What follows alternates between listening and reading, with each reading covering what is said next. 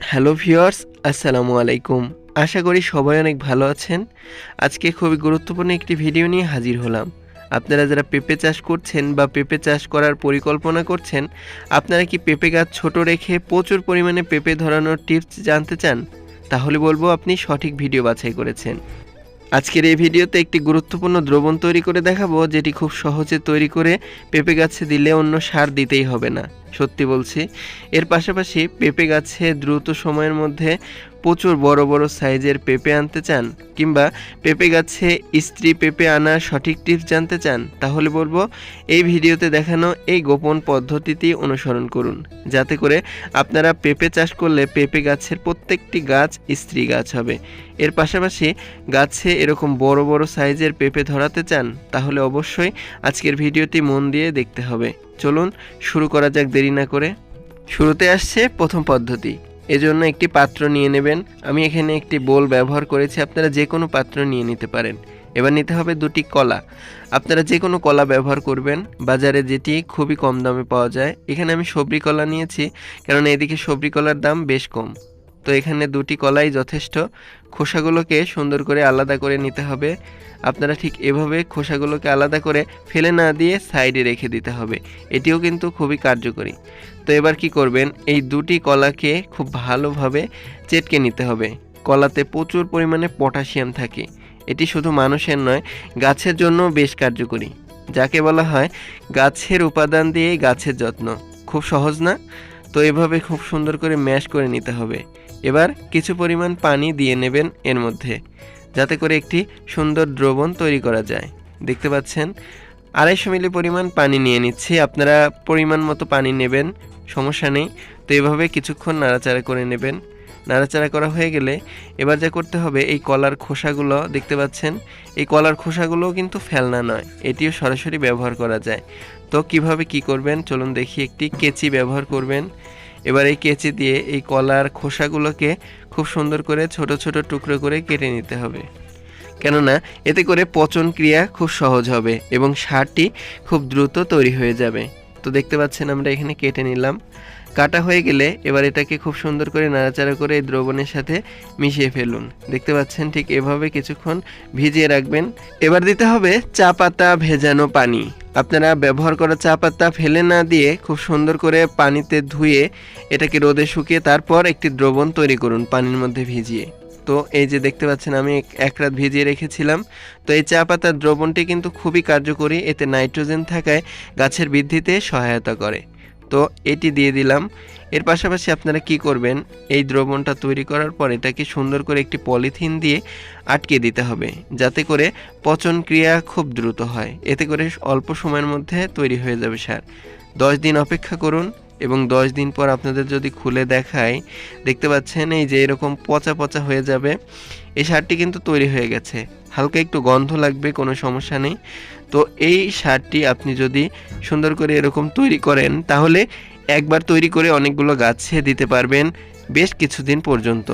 তো এবার কি করবেন, কিছু পরিমাণ এই উপাদান নিতে হবে, অর্থাৎ যে সারটি আপনি তৈরি করলেন কলা এবং কলার খোসা দিয়ে, এটাকে সুন্দর করে এটা কিছুক্ষণ নাড়াচাড়া করে নিন আরেকটি পাত্রে কিছু উপাদান নিয়ে। এবার যা করবেন, এর মধ্যে পানি মেশাবেন। সরাসরি গাছে দিলে কিন্তু মাত্র কয়েকটি গাছে দিতে পারবেন। এর সাথে আপনারা 250 মিলি বা 1 লিটার পরিমাণ পানিও অ্যাড করতে পারেন, যতটুকু পারেন সমস্যা নেই। তবে দ্রবণ তৈরি করে নিতে হবে, যাতে করে আপনারা অনেকগুলো গাছে দিতে পারেন। আপনাদের যদি ঢেলে দেখায় ওয়ান টাইম গ্লাসে, দেখতে পাচ্ছেন এই যে সুন্দর একটি সার। এটি পেঁপে গাছের গোড়ায় দিলে পেঁপে গাছে যেরকম দ্রুত ফুল ফল আনবে, এর পাশাপাশি ছোট গাছে কিন্তু প্রচুর পেঁপে ধরাতে পারবেন। এছাড়াও অবশ্যই পেঁপে গাছ একটু বাঁকা করে লাগাবেন এবং পেঁপে গাছের গোড়ায় জৈব সার দেবেন, অর্থাৎ গোবর সার দিতে হবে। এবার চলুন দেখি দ্বিতীয় পদ্ধতি কি রয়েছে। শুরুতেই লাগছে ব্যবহার করার পর যে চা পাতা রয়েছে সেটি। আপনারা অনেকে এই চা পাতা ফেলে দেন ব্যবহার করার পর। আজ থেকে এটি ফেলে দেবেন না। এটি এইভাবে প্রক্রিয়াজাতকরণ করুন যাতে গাছের জন্য ব্যবহার করা যায়। এজন্য প্রথমে একটি ট্রে বা ছোট প্লেট নিতে হবে। আমরা এখানে একটি ছোট ট্রে নিয়েছি। এবার এই চা পাতা অবশ্যই এর মধ্যে নিয়ে নিচ্ছি।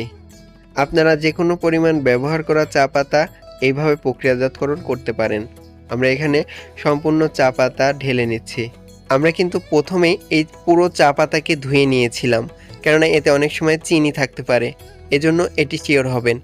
এটিকে এবার রোদে শুকাতে হবে। কয় ঘন্টা রোদে শুকাবেন? এটাকে আপনারা 5 থেকে 6 ঘন্টা পুরো দমে রোদে শুকান। দেখতে পাচ্ছেন শুকিয়ে গিয়েছে। আমরা 5 থেকে 6 ঘন্টা রেখেছিলাম এবং মোটামুটি কালারটা হালকা চেঞ্জ হওয়া শুরু হয়েছে। এভাবে পরের দিনও 5 থেকে 6 ঘন্টা রোদে শুকাতে হবে এবং শুকানো হয়ে গেলে এটাকে শুকনো পাত্রে সংরক্ষণ করতে হবে। এবার ব্যবহার করতে হবে কিভাবে? শুরুতে একটি পাত্র নিতে হবে। আমরা অল্প দ্রবণ তৈরি করব, তাই ছোট একটি গ্লাস নিয়েছি। আপনারা যে কোনো পাত্র নিতে পারেন।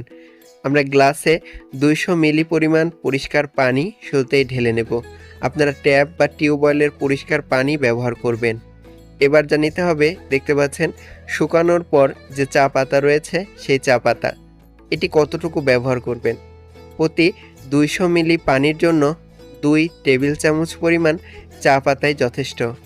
আপনারা প্রতি 200 মিলি পানির জন্য 2 চামচ পরিমাণ চা পাতা ব্যবহার করবেন এবং এর থেকে বেশি না ব্যবহার করাই ভালো।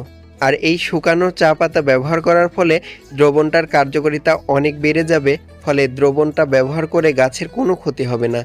এবার এই দ্রবণটা খুব ভালোভাবে নাড়াচাড়া করা হয়ে গেলে এটিকে রেখে দিতে হবে কয়েক ঘন্টার জন্য। 3 থেকে 4 ঘন্টা রেখে দিন। এবার আরেকটি দ্রবণের জন্য একটি পাত্র নিতে হবে।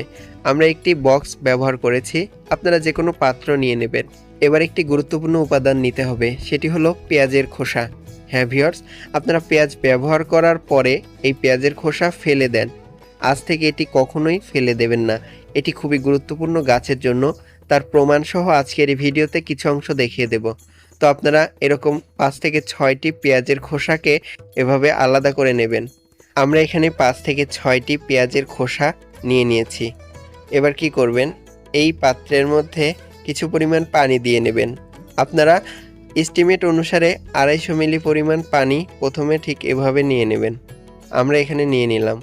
এবার এই পেঁয়াজের খোসাগুলোকে এই পানির মধ্যে ভিজিয়ে দিতে হবে। আপনারা কিন্তু ডাইরেক্ট বা সরাসরি গাছে পেঁয়াজের খোসা দেবেন না, আপনারা ঠিক এই পদ্ধতিতে ব্যবহার করবেন। এবার এই পানির মধ্যে এই পেঁয়াজের খোসাগুলোকে ঠিক এভাবে ডুবিয়ে দিতে হবে। আপনারা কিছুক্ষণ এভাবে নাড়াচাড়া করলেই দেখবেন পেঁয়াজের খোসাগুলো হালকা নরম হয়ে গেছে এবং এটাকে 5 ঘন্টা রেখে দিন। 5 ঘন্টা পর দেখবেন আপনাদের পেঁয়াজের খোসার কালারটা এই দ্রবণের মধ্যে চলে এসেছে। দেখতে পাচ্ছেন ঠিক এরকম, প্রায় চা পাতার কালারের মতোই। ঠিক এভাবে হয়ে গেলে একটি পাত্র নেবেন। এবার এই পাত্রের মধ্যে এই পেঁয়াজের খোসার যে দ্রবণটা রয়েছে, অর্থাৎ পেঁয়াজের খোসা থেকে যে দ্রবণ তৈরি হলো কালারফুল, এটাকে একটি ছাঁকনি দিয়ে ছেঁকে নেবেন। এভাবে ছাঁকা হয়ে গেলে একটি গুরুত্বপূর্ণ দ্রবণ তৈরি। এই দ্রবণের সাথে দেখতে পাচ্ছেন আগে থেকে আমরা 200 মিলি পরিমাণ যে চা পাতার দ্রবণ তৈরি করে রেখেছিলাম, অর্থাৎ 3 থেকে 4 ঘন্টা কিংবা 5 ঘন্টা পর এই দ্রবণটা তৈরি হয়ে গেছে। তো আমরা কি করব? এবার একটি ছাঁকনি ব্যবহার করে এই দ্রবণের মধ্যে আমরা ছেঁকে দেব, অর্থাৎ পেঁয়াজের খোসার দ্রবণের মধ্যে এই চা পাতার দ্রবণ বা 200 মিলি এভাবে ছেঁকে দিতে হবে। আপনারা 250 মিলি করেও দ্রবণ তৈরি করতে পারেন, কোনো সমস্যা নেই। দেখতে পাচ্ছেন? এবার এটাকে খুব ভালোভাবে নাড়াচাড়া করে নিতে হবে, যাতে এই দুইটি দ্রবণের একসাথে খুব ভালোভাবে মিশে যায়। এটাকে সরাসরি গাছে না দিয়ে ঠিক এভাবে গাছে দিন। এজন্য আপনাদের একটি পাত্র নিতে হবে। আমরা একটি বড় দেখে একটি বক্স নিয়েছি, আপনারা যে কোনো পাত্র নেবেন। এবার দেখতে পাচ্ছেন হাফ লিটার পরিমাণ যে দ্রবণটা তৈরি করেছিলাম তার থেকে 200 মিলি অর্থাৎ 1 গ্লাস পরিমাণ আমরা দ্রবণ ঢেলে নিচ্ছি। এবার 1 গ্লাস বা 200 মিলি দ্রবণ এই বড় পাত্রে নিয়ে নিচ্ছি। আপনারাও ঠিক এভাবে কিছু পরিমাণ দ্রবণ নিয়ে নেবেন এবং সেই দ্রবণের দ্বিগুণ পরিমাণ পানি এর সাথে যুক্ত করতে হবে। দেখতে পাচ্ছেন 1 গ্লাস দ্রবণের জন্য 1 গ্লাস পানি এর সাথে মিশিয়ে নিলাম। এবার মেশানো হয়ে গেলে এটি অবশ্যই গাছের চারপাশ ভিজিয়ে প্রয়োগ করবেন। এটি 2 থেকে 3 দিন পর পর প্রয়োগ করবেন নিয়মিত। এতে করে পেঁপে গাছে প্রচুর পরিমাণে পেঁপে হবে এবং ছোট গাছে পেঁপে হওয়ার সম্ভাবনা বেড়ে যাবে।